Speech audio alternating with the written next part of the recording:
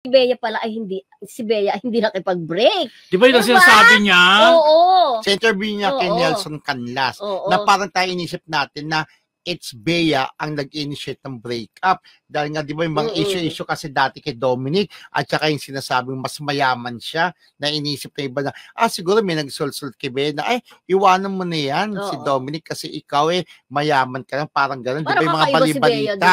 Pero yung pala, si Dominic, hindi natin alam talaga kung anong reason ng hiwalayan, real score nila, di ba? Pero, kala nga natin magkakabalikan kasi may balita pa na natutulog di umano, di ba? Si Dominic, may mga ganang chismis before na magkakabalikan. Yung pala, si Dominic, bakit nakipag-break si Dominic? May reason talaga. Pero hindi pa rin natin alam. Alam mo, bukas ang panig ni Dominic dyan, ha? At syempre, minsan hindi ka maniniwala. Ako, nagugulat, parang hindi ako makapaniwala na si Dominic ang makikipag-break. Parang mahal na mahal niya si Bea, parang ganon, di ba? Even kahit dun sa Kim Chiu tsaka Sian, di ba?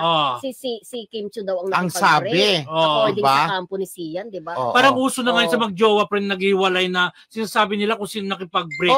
Di ba? Usually ang nagiging mutual decision. Di ba ganon dapat? Ganon ang lumalabas dati, di ba? Pero ngayon parang uso na yung kung sino nakipag-break. Parang binibisto nila, kaya kami nag-break dahil sa kanya. Dahil ganon. Pero dahil sa parehas namin decision to, di ba, na nag-decide kami, nag-usap kami. Dapat i-debate natin yung dapat ba sabihin kung sino pa ang nakipag-break. Pwede naman. Pwede naman, di ba? Why not?